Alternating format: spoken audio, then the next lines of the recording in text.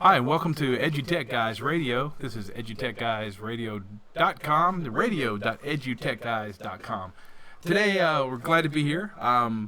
First off, I'd like to introduce our special guest. Greg is an EduTech guy. He's just not been on the radio yet. We've been keeping him in a closet. He's working on all the secret stuff. But today, David Henderson is on vacation today. I hope David's out there listening. I'm pretty sure he probably is. Hey, David, hope you're having a great vacation. We can't wait till you get back. But today, Greg Moore's here. Greg, welcome to the show. It's good to be here.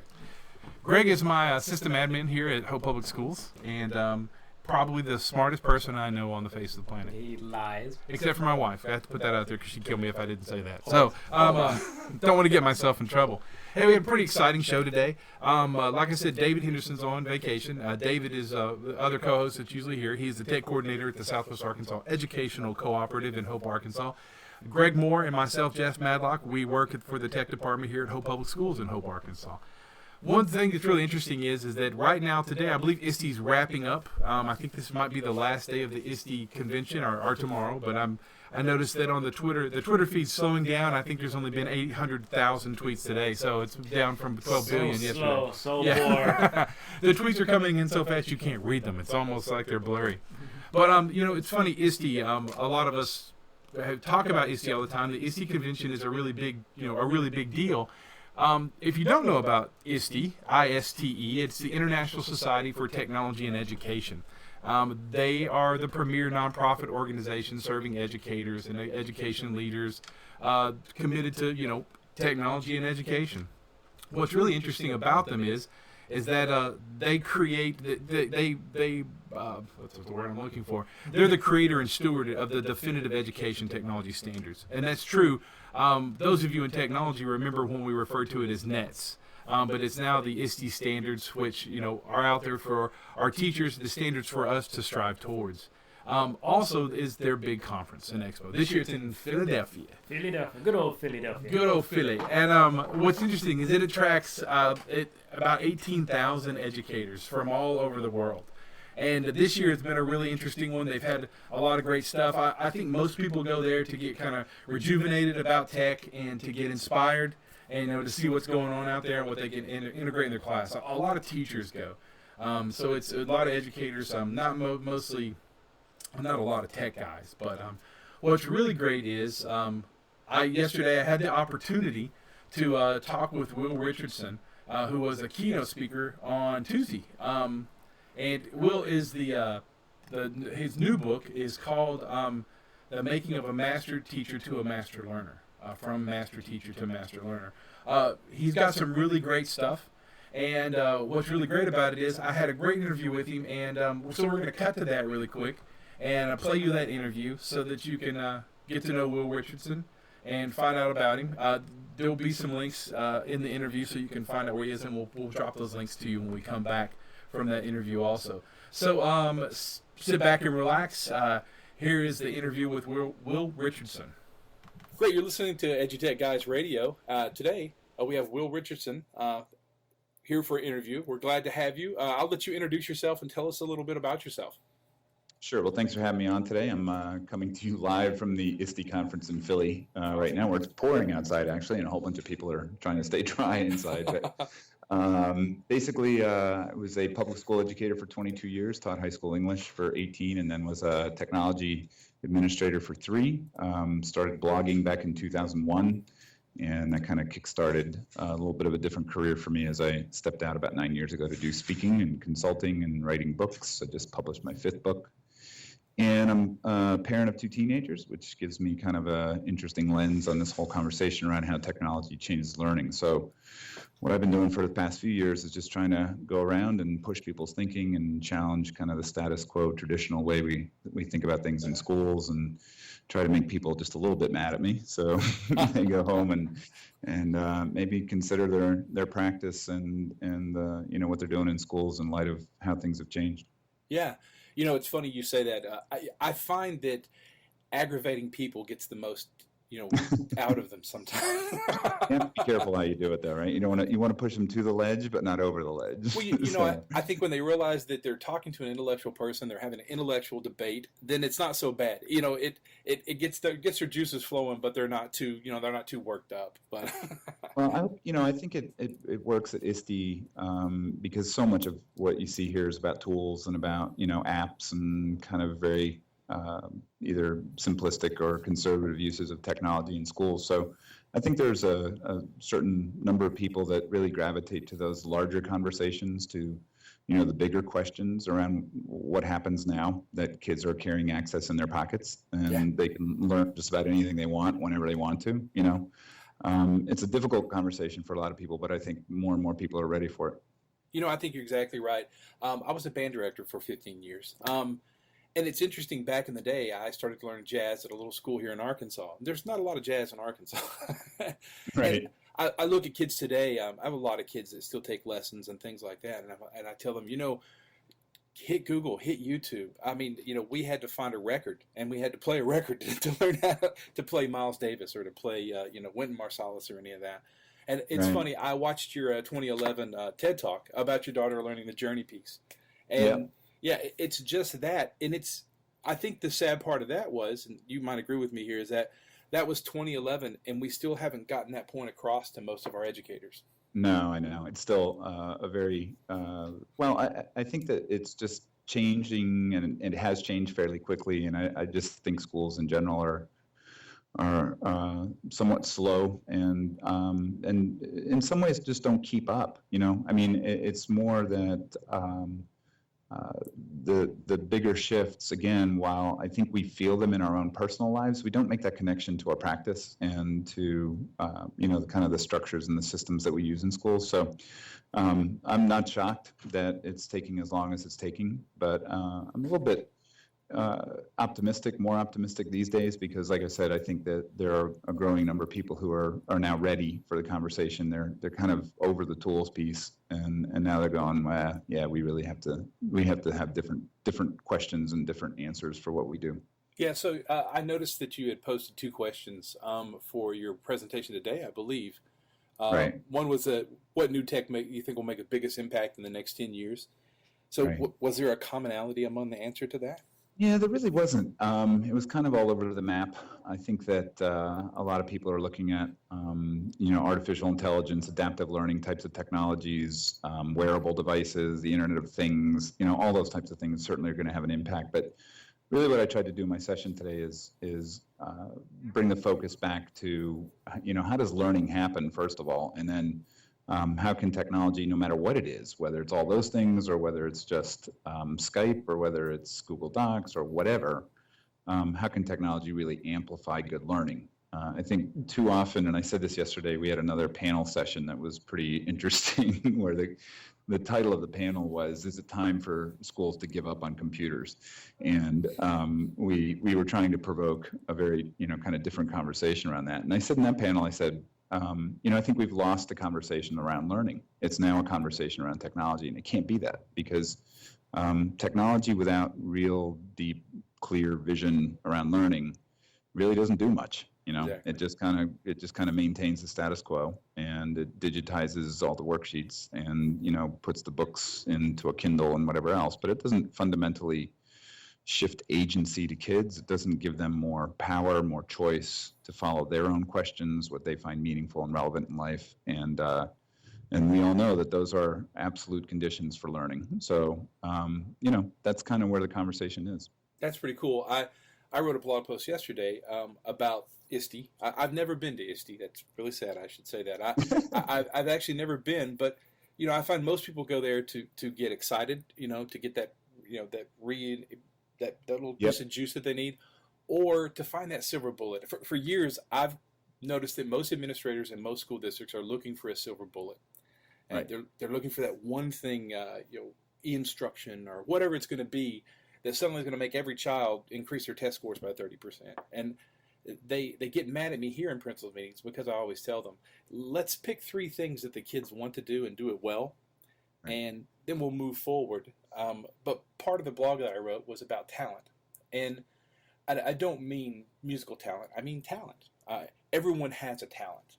Mhm. It's finding that talent. I took theory from Francis Macbeth, the band composer, and he used to start freshman theory with 100 kids and end up in sophomore theory with 10. And he would always tell the kids, somebody's got to flip the patties.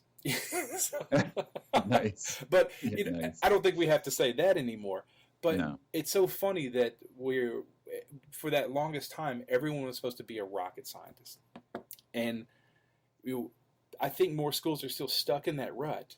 And they think that they have to buy these apps and, one thing after another to make every child a rocket scientist. And I think there's a big divide. Most of our teachers in the schools that we work with are scared to death of allowing the students to lead the project.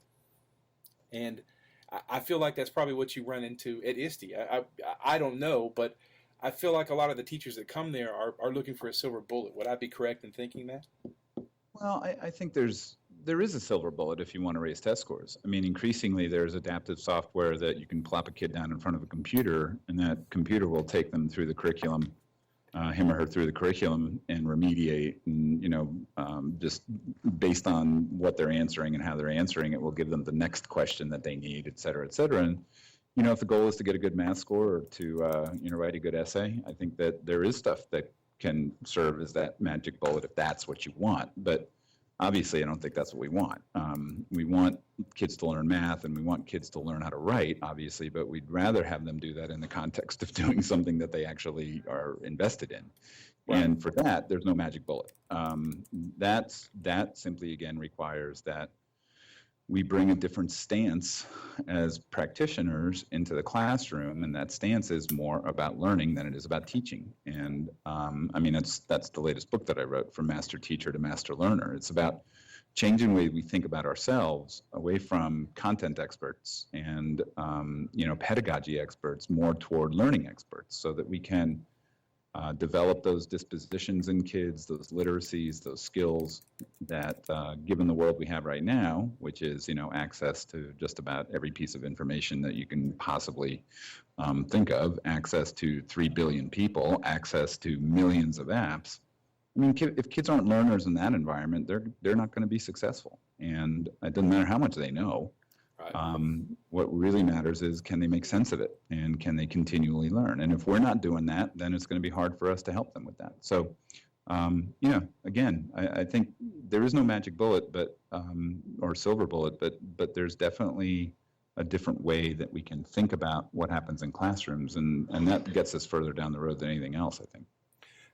It's funny because I think you tweeted about Seymour. Is it Papert? Papert. Papert. Yep. I think there's one of his quotes that I think I had on my wall here at one time about every time you teach something, you deprive a student of the benefit of discovery. I think that was what one of his great quotes. Yeah, I don't know. So modern your other website. So there's your website, which I want to do a shout out for. It's willrichardson.com. That's a great website. So any of the listeners listening in, you want to check out Will Richardson's website, willrichardson.com. And then the other website, which is modernlearners.com, which tell us a little bit about modernlearners.com.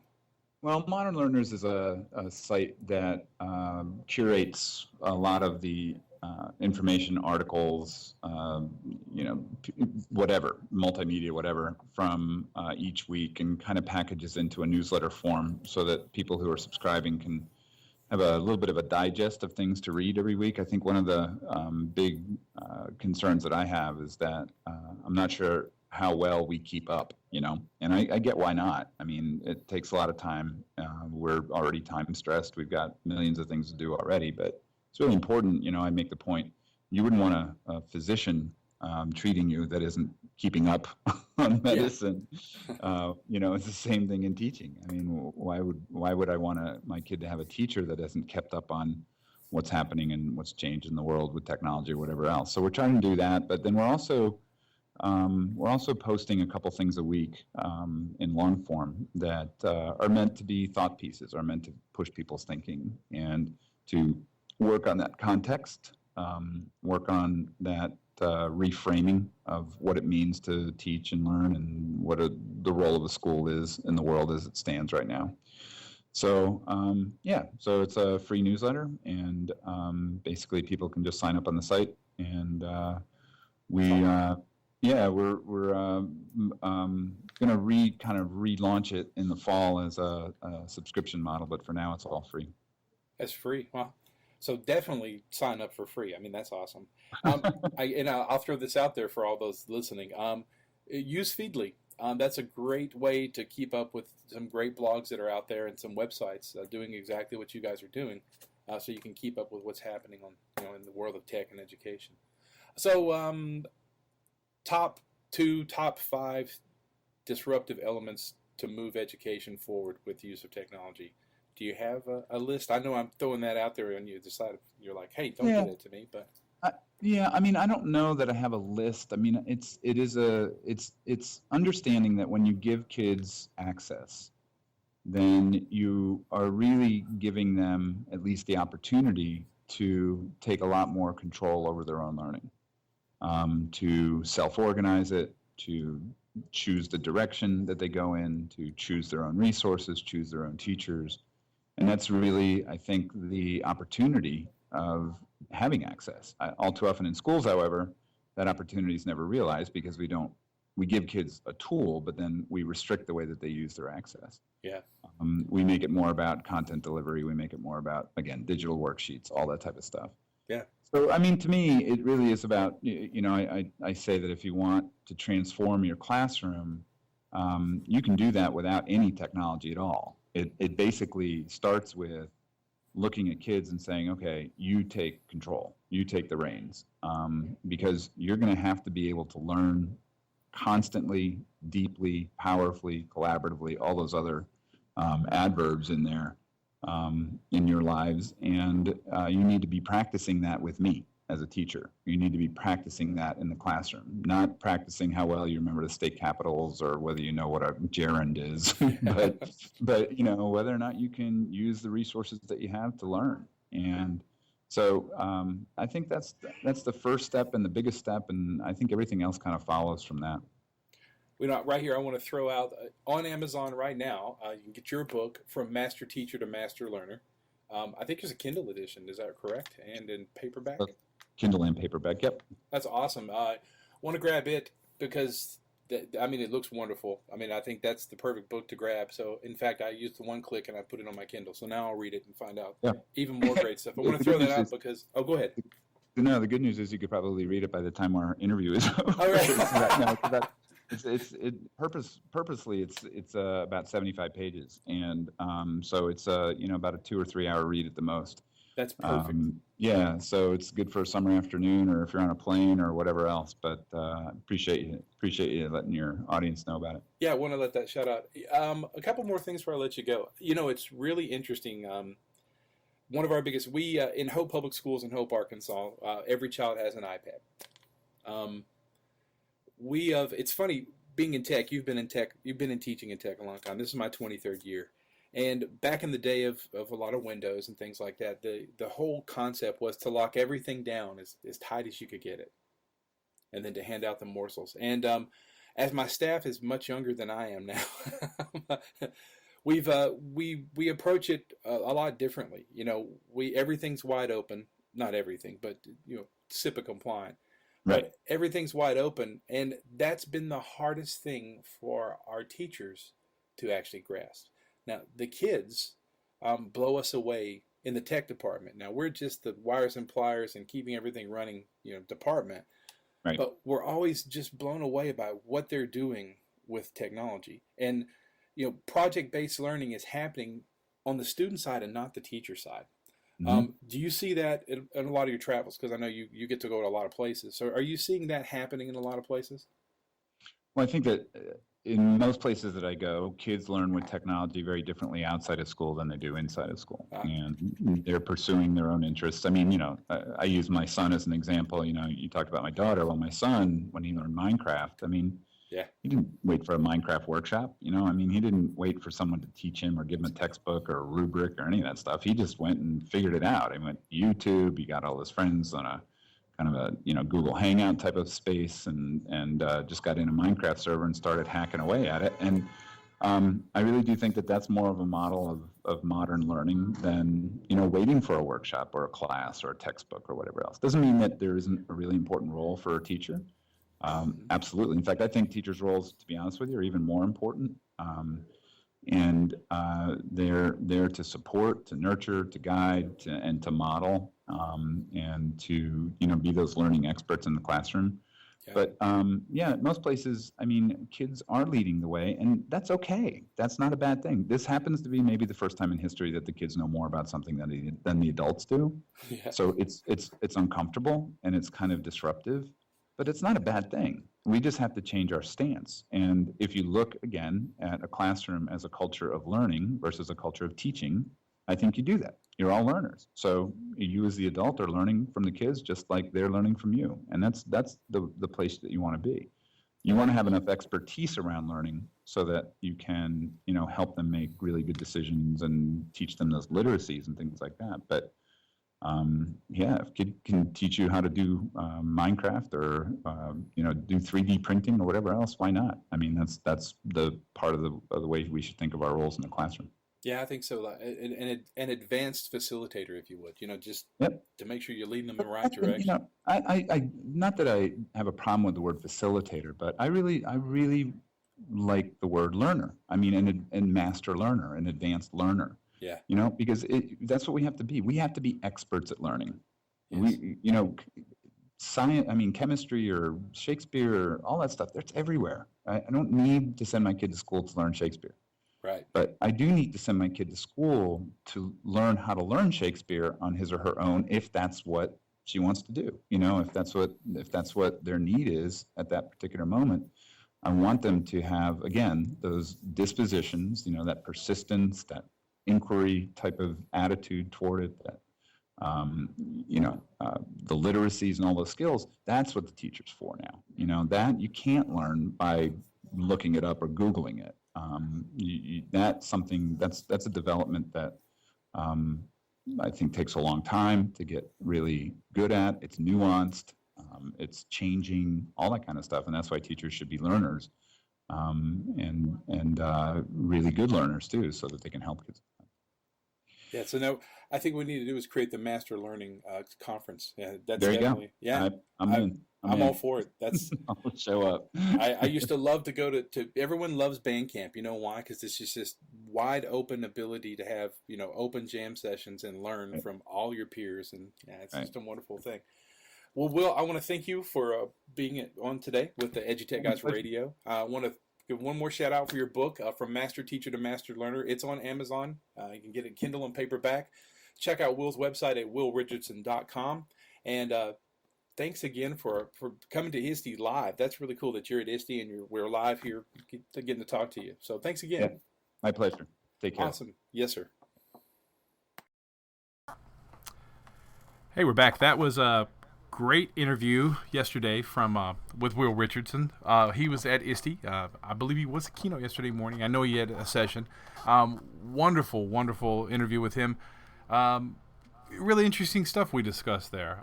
If you have some ideas on that, or you'd like to ask some questions and bring up a topic for us to discuss, please hit us on Twitter at EduTechGuys, EduTechGuys, or you can hit us at radio.edutechguys.com, and on that site you'll see a chat window.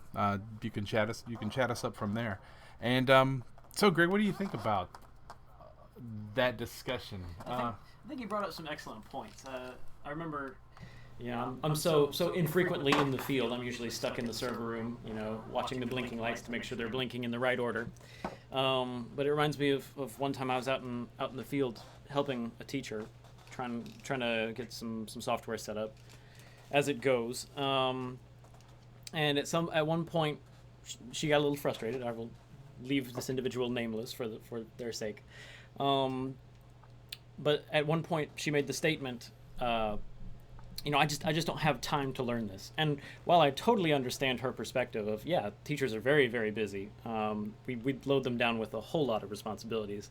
That really, it kind of shocked me. It actually, I was speechless for a moment, because this idea that a teacher, someone whose entire job is to not to use the dreaded facilitate word, but whose entire job is to facilitate this attitude of learning doesn't have this attitude of approaching everything from a perspective, oh yeah, I'll try learning this. To have that sort of disconnect there was just shocking to me. You know, I think that's his biggest, I think that's what he's trying to get across with his book, you know, from teacher to learner. And I think that's our biggest disconnect that we see in our job every day, exactly what you saw then and now we've seen replicated.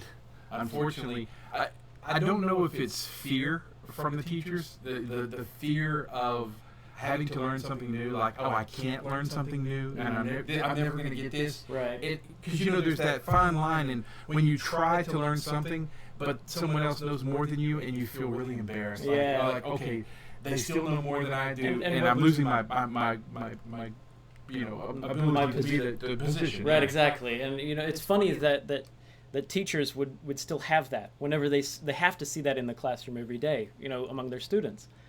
We're humans are humans, no matter what age we are. We like that position. We don't want to feel stupid, and that's totally understandable.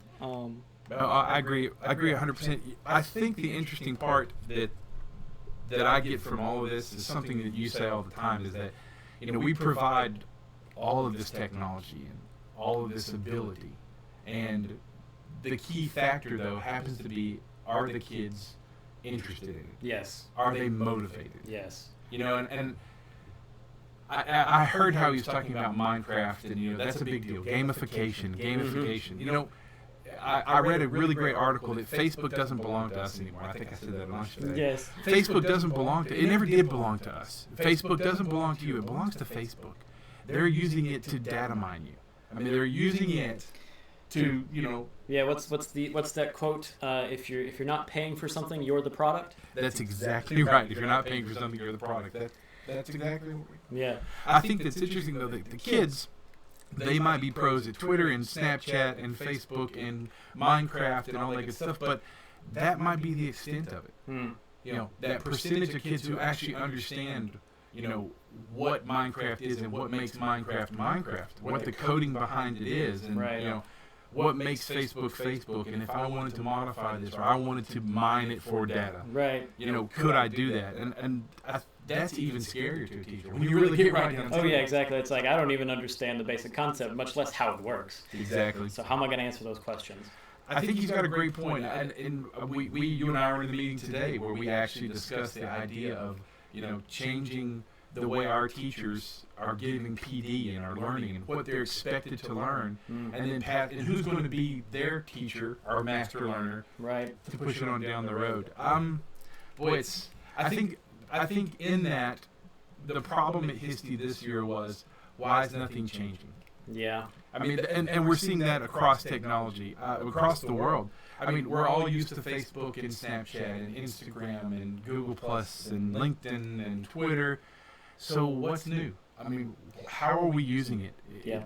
Again, like you said in the interview, that chase of the silver bullet, where it's like, okay, we tried this and it didn't seem to work, so let's try the next thing.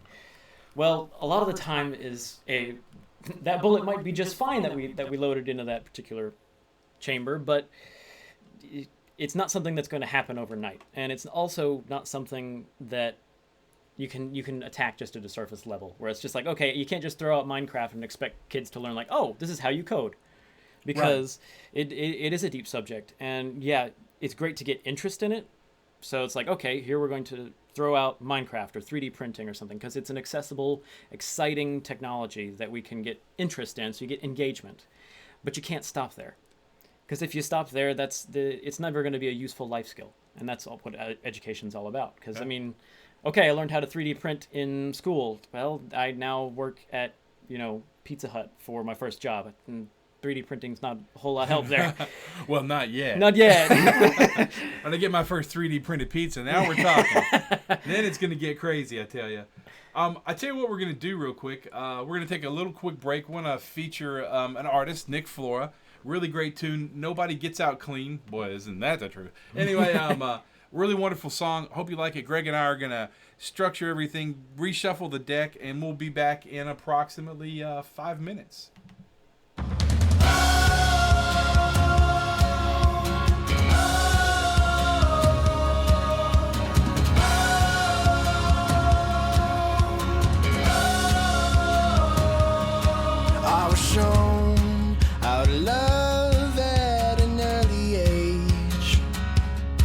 I was given attention and time,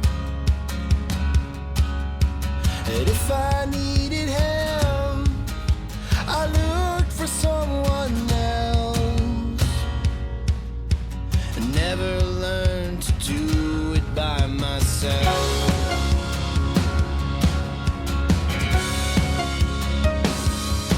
I was taught to fear what I did not know, but to trust a God I could not see,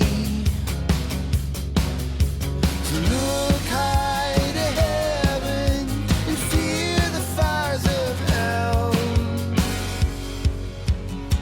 but never to trust myself. Nobody gets out clean. There's no such thing as a great escape. The struggle in everything. There's no finding another way. Walk a mile on the other side, and then you'll finally see that nobody gets out clean.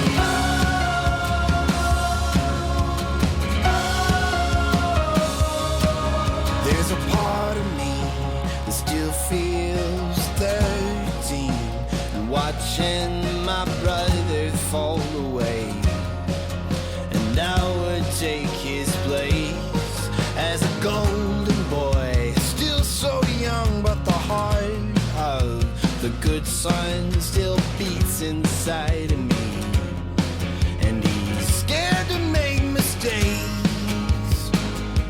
But nobody gets out clean. There's no such thing as a getaway. There's struggle in everything, and there's no finding another way. Walk a mile on the other side, and then you'll finally see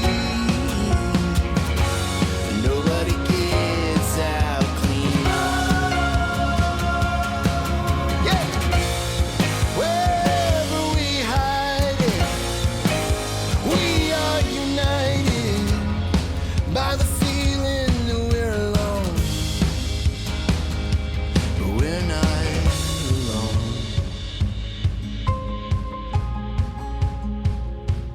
We're not alone.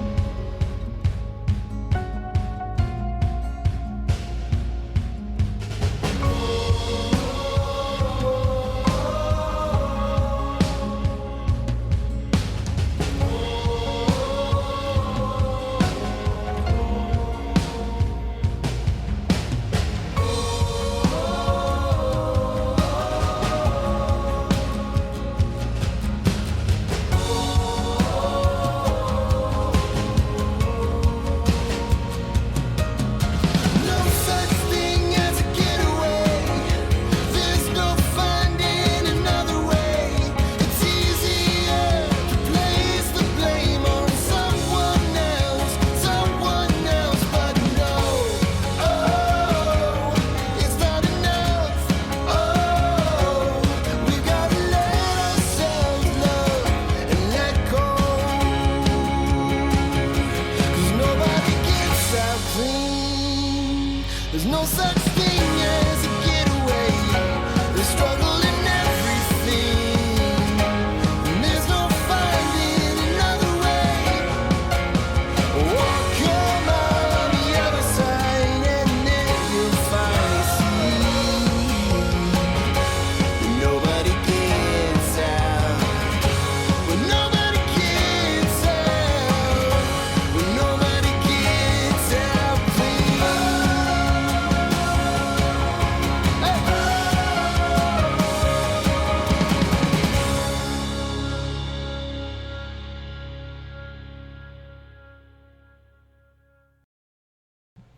Hey, that was Nick Flora. Really great guy. If you don't know his music, definitely look him up on Spotify, Apple Music, all that kind of good stuff. That was his song Nobody Gets Out Clean. He's a Nashville artist, tours locally from Arkansas. So if you're looking for a local guy to listen to, he's the guy to listen to. Hey, we're back. This is Jeff Madlock with Hope Public Schools. I'm the tech coordinator, and my system administrator, Greg Moore. Hey. Get the hay out of Greg.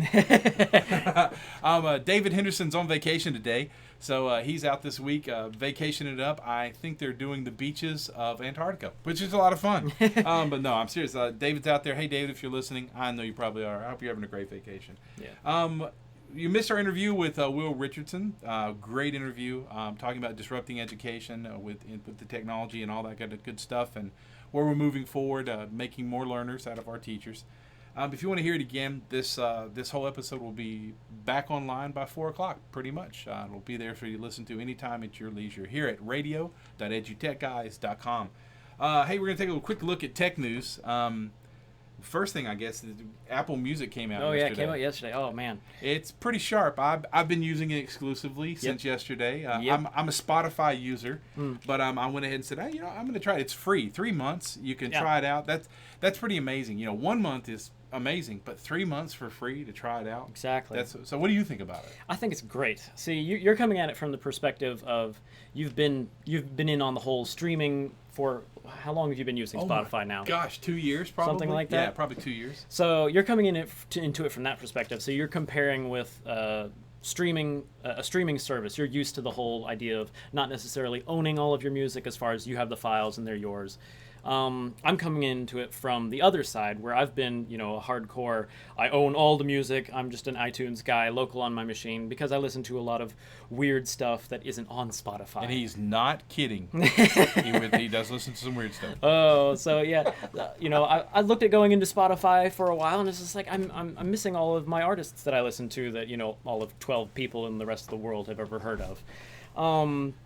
But I think because you don't have to choose between, am I just going to stream or am I just going to have a library of my own? I think it's got a major advantage there. And the fact that you can still curate, that's the thing. The fact that, okay, yes, I have access to the entire Apple Music iTunes store. I can pick any album, but you can add it, quote unquote, to your library. You can flag it as part of my music. So you don't have to go, okay, I heard a really great song on the store somewhere, and it's like, I can't remember where it was. You can actually curate and have your own collection of lists, and I think it's a good compromise. I think so too. That's the part that's really interesting to me. I actually turned on family sharing, so that the girls and I and my wife, we all use iPhones, and the girls are exclusive. That's our hardcore iPhone users, and they spend a lot of money on music. They buy their music too, but now there's no need to. Exactly. We're gonna make out like bandits. Sorry, that was a server rack piece that just fell. But yeah, we're gonna make out like bandits. Exactly. And the other cool part is, with family sharing, all the apps that any of us buy, we then share. Right. I guess Apple's tired of making money. I don't know what the deal is, but yeah, you're talking about making out like bandits. Yeah, coming from the perspective of someone who's purchased music, I was curious. I was like, okay, after this 3-month trial is over, do I want to keep going with Apple Music? How much am I going to actually spend? Will I actually wind up saving money? Will I wind up, spending more money? So iTunes has had this great thing forever called Smart Playlists, whereas a normal playlist, you drag songs into the playlist and you've got a manual created list that way. With Smart Playlists, you can set up rules, and any songs that match that rule, they get automatically added to the Smart Playlist. So I was like, okay, I love Smart Playlists. I bet I can solve this problem of finding out how much money I've spent over the last year with a Smart Playlist. So I go over to the Smart Playlist and I pick some rules and I go, okay, if it's a purchased song, anything you buy through the iTunes store, it's flagged as purchased in your library. So it's like, okay, yes, if purchased is true, and if date added to library is in the last 12 months, go ahead and add it to this Smart Playlist. I'm like, okay, how many am I going to show up with here? And turns out over the last year or so, I've bought 35 albums. Holy smokes. I was shocked. I was like, I can't believe I bought that many. There's no way. And so like at roughly $12 an album or whatever, that comes out to like $400 some odd I've spent in the last year just on music. So you're definitely making out like exactly, yeah, $10 a month for the entire iTunes library. $120 a year. I'm saving like $300 and something. Yeah, and what's cool is you can download it to your device. You can take it offline. So this isn't just streaming. This is I want these tunes on my device. So it's the same thing. As long as you're a member, as long as you're paying your $10 a month or 15. as a family. For family plan, yeah. Then yeah, you've got it on all your devices. So segueing into it, we wanted to throw that out there about music. Does it have a lot to do with education? Well, yes, it does, because we listen to a lot of music in education. iOS 9 dropped another beta today. Yep. A lot of benefits coming for us. Oh gosh, yeah, man. The biggest one, the one that I've had my fingers crossed for since like iOS 4 came out, and they started rolling out features for enterprise. iOS 9, you can finally push apps to a device, not to a user account, not to an Apple ID. That's the big one. Ever since we started our one-to-one program here, our biggest holdback, the biggest source of friction for using the devices, more than just what comes with it, more than just a web browser, more than just email, more than just a calendar and a calculator and that sort of thing, is you got to get apps on it. But in order to get an app on a iPad, you have to have an Apple ID on there. Obviously, the correct way to do it is every kid has their own Apple ID, because that's the way Apple designed it. In education, that's really hard to do, because some of your users are, well, obviously we're not going from kindergarten up with Apple IDs, but first grade, second grade, third grade. I mean, you don't want to walk all your students through creating an Apple ID, because it would just be an absolute nightmare. There's no way that we could expect teachers to wrangle a classroom of 20 some odd kids through the process of creating an Apple ID. Right. Oh. And for a while we thought, well, maybe we can script the creation of Apple IDs, and so we went down that path for a while, and it's just it was a hack. It wasn't super reliable, and it was a bugbear. There wasn't a good solid solution for getting an Apple ID per kid across the board. There was always students who were missing Apple IDs who didn't get in the list, and getting apps on the devices has been a problem. And so now with iOS 9, the big feature is you no longer have to have an Apple ID for the student to get an app on the device. You can push an app to a device rather than pushing an app to an Apple ID. And that's the big one. And there's a bunch of other stuff that's coming in iOS 9. Let me look at my notes here. I think, but the biggest one I think for us is that. I mean, absolutely. I mean, is iOS 9 going to give us the dual application, the dual? We'll get that at the high school level, because we've got it's based on the hardware, isn't it? It's partially based on the hardware. So there's two different modes that the dual application thing works in. One mode is you can do a slide over, and in a slide over mode you can roll one app over the top of the other, but only one app is active at any one time. So on lower end hardware, something previous to an iPad Air 2, the latest stuff from Apple, you can do a slide over, but both apps aren't active at the same time. Okay. But with an iPad Air 2, you get actual factual multitasking where both apps are active at the same time. You don't have to click on one and it goes active, and then click on the other and it goes active. Will that differentiation between the two actually matter? I don't know. I haven't actually had a chance to play around with the beta just yet. So we'll find out. We'll find out, once we get a chance to play with it. So yeah, we'll get off of the Apple stuff. I know you guys don't want to hear about that. So let's talk about the Surface. Let me see. I'm sure we got somebody around here who knows something about the Surface. So actually, let's jump ahead. Sorry, the cricket had stepped out of the booth for a second to discuss the Surface. Oh, but that's mean. We're being obnoxious. One thing we do want to talk about is the leap second from last night. Oh, man. June had 30 days and 1 second. In 1 second, yes. So it did cause some issues. The micro Y2K. Teeny tiny Y2K. It lasted maybe a minute total. But the country hardest hit, I think 50% of the problems were in Brazil. Brazil had the biggest hit. It was, what was it? It was... I forgot. The routing, it had issues with routing, so the routing tables, the routers got freaked out across the internet. Some of them were okay with the leap second, some of them weren't, and so you had this massive update of routing tables across the internet, and so there was a huge spike in lag times as all the routers tried to get back on the same page. It's funny how the internet is growing, and it's such little things. 1 extra second. 1 extra second can cause that much trouble. Exactly. So you can guess what 1 extra minute would do. 1 extra minute would, think about it. So if 1 extra second caused a minute's worth of trouble, well, you can guess. You can start running your theories there. I said we weren't going to go back to Apple, but I forgot we had on our list the Apple Plus Care battery replacement. Oh yes, that's another big bonus. So with Apple Care Plus, it used to be if the battery on your device fell below 50% life, if it only held 50% of the charge from a new one, Apple would replace the battery at that point. But Apple updated the Apple Care Plus terms of agreement. So now, anytime within that 3-year span that Apple Care Plus gives you of support, if your device, whether it be a Mac or whether it be an iOS device, if it falls below 80% life, they will replace the battery in your device, which is huge because I put my poor MacBook through a fair number of cycles. I think last time I checked the number of cycles I put on my battery on my MacBook, I think I'd put something like 780 some odd cycles. So that's how many times it's been discharged and charged again over the lifetime of my device. And I'm at 79% battery. So if we had invested in Apple Care Plus, I'm kicking myself now, I could actually get a brand new battery, and I would gain another 20% battery life for free. I mean, that's huge. That's ridiculously huge. Especially since Android users and Windows laptop fans and that sort of thing will give Apple a hard time because none of their batteries are user replaceable. They're all integrated into the cases. Most of the time, they're actually glued in.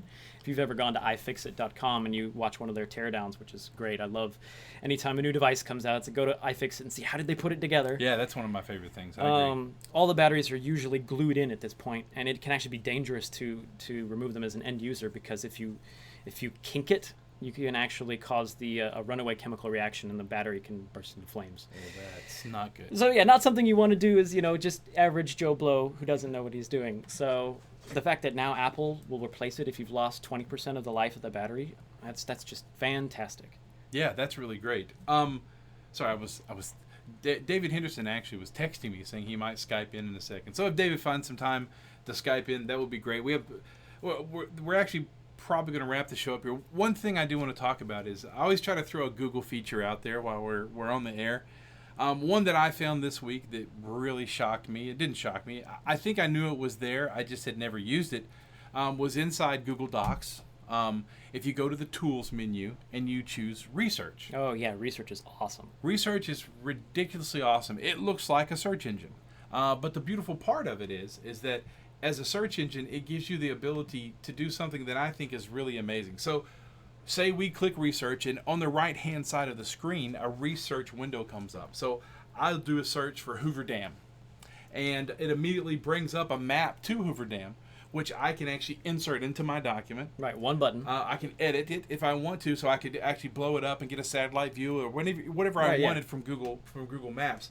What's great is when you go down to the web results, it has links. Like the very first one is the Hoover Dam Bureau of Reclamation. So what's really interesting about that is I could therefore use that, and I could actually preview what it looks like inside the docs. I could insert the link there, which is great if you're turning it in, via Google Classroom or something like that for a teacher to check online. Right. But the beautiful part is the cite option. Oh, that is so great. So at that point, I could write a whole paragraph, cite it, and it puts the 1 or the 2 or the little 3 right out beside the paragraph. But the interesting part is at the bottom of the page. Automatically formats it. You've got all of your citations down to, man, I wish I had that in college. Oh man, I wish I had that, period. I mean, back in high school in 1987, man, so, and now you know how old I am. But it's interesting.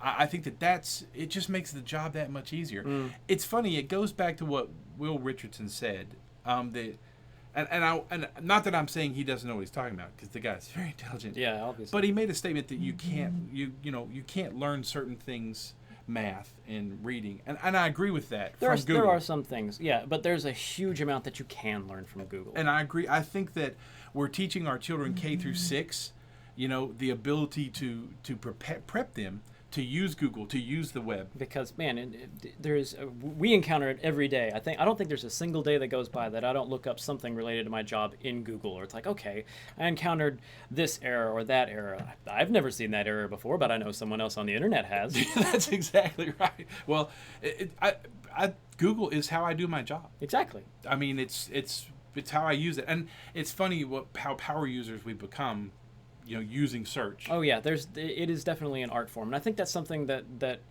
we're missing. There is no class where it's like, okay, here's how you use Google, and with something that we see quite often, because our firewall actually logs the Google searches. We use an iBoss firewall, and it shows us the Google searches that our students have performed during the day, and so you can actually see how they're structuring their queries.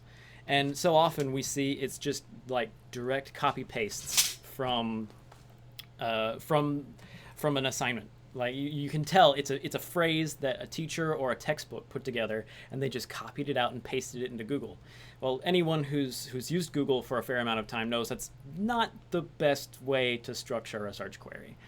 And so I think the fact that is sort of of an art it's not taught. You just have to sort of pick it up somewhere. I think that's an opportunity we're missing. Is okay. Here's how you actually use Google. You think you know how to use it because it's part of everyday life at this point, but you could get so much better results if you just knew what to cut out of your search query. Yeah, I agree. And sorry, I'm trying to keep stuff running. Greg's doing a great job of talking. Normally, it's me that you can't shut up. So, not to Greg. Greg's spot on. I just had a quick chat message that was about iOS 9 from a business user that said that oh, that's cool that I could start. We have a lot of iOS devices. I can start pushing apps to my device. What was the piece? Me and my brain at Jamf. They released this year the free piece that's like an entry-level version of JSS. Yeah. Do you remember the name of that?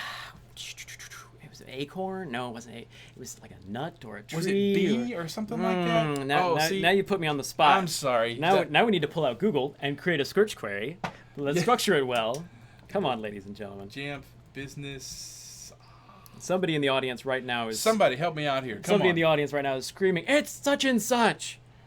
Oh, now see, we're going to look like silly people. So to Nathan, who's out there, who asked that question, hey, we'll find the answer out to that, because the reason I say that, it's a free piece from Jamf Software. If you want to take a look at their website, I highly recommend going to Jamf Software, JAMFSOFTWARE.com. There it is. What's it called? Fourth item down in a Google search, Bushel. Bushel. Yes. And it's spelled BUSHEL. Yep, bushel.com. Bushel.com. Take a look at it. You'll find that as a free product, if I'm not mistaken, is it a free product? It is a free product. It does have a limited feature set when compared to the full Jamf suite. But something to kind of get your feet wet out there, using JSS, using Jamf software. Just using an MDM period. Bushel.com, BUSHEL.com. Take a look at it, especially if you're listening to us from a business end. You might enjoy that. Or if you're maybe a lab teacher who has a lab set of iPads that you're using or a you're cart handling. or whatever. Or a small set that's not deployed already with an MDM across the district. You'll probably really enjoy that. Yeah. So I think we're getting close to wrapping up here. I think we've covered a decent number of topics. Any more, and we're just going to get into topic whiplash. So one more question came in. I'd like to give a shout out to Harry Dickens. Harry, I know you're listening out there. Thanks for listening to us today. Today we had Will Richardson. He was a keynote speaker at ISTE this year. And he came to talk to us about his new book and to talk to us about what he was doing at ISTE and how it went for him. Great interview. We'll be putting this entire episode back online within the next 5 to 10 minutes. So if you want to catch back and listen back to that again, highly recommend Will's interview. It was a good 20 minutes, and we had a really great talk, and he shared some great stuff with us. You're listening to radio.edutechguys.com. We're on every Wednesday at 3 p.m. throughout the summer. Maybe more in the winter, maybe not. Who knows? We'll see what happens to us. I want to give a shout out to David Henderson, who's not here with us today. He's on vacation. And all the gang out there. I'm Jeff Madlock. I'm Greg Moore. And we'd like to thank you for being with us today. See you guys next time. Bye-bye.